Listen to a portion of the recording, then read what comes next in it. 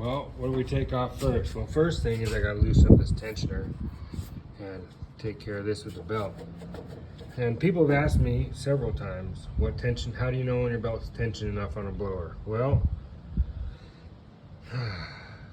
I'll tell you how I learned it. I learned it from some guys that drag race these things on alcohol drag cars, and they always say that you get the motor operating temperature so it can't expand anymore, and then you set the tensioner, you set the belt tight enough to where you can turn this tensioner pulley by hand.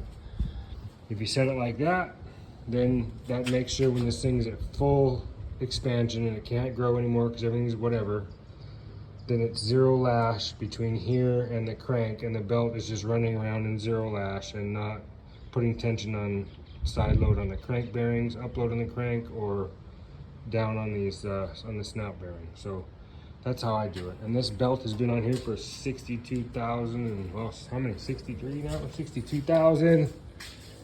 62,798 so far. That belt has been on there. I have replaced that tensioner pulley before because I learned my lesson early that that tensioner pulley, if it's too tight, will burn out, and it causes your snout to burn out. I replaced the snout too, but this snout I replaced because the other one was a funny 7/8 spline shaft from 40 years ago when this blower was on a alcohol altered, or whatever it was on. It was alcohol altered. I got the rods. I showed you the aluminum rods I had. I have everything but the block and the heads and something else. All the guts I got. There's the crank. That's the Kohler crank out of it right there. Don't look at that. That's the Kohler crank right there. Anyway, yeah. Man, oh man. It's hard to believe that poor thing's gone that long. Blows my mind, but it runs good. People say you can't do it. No, they're wrong. You can do it. You can run a race car on the street.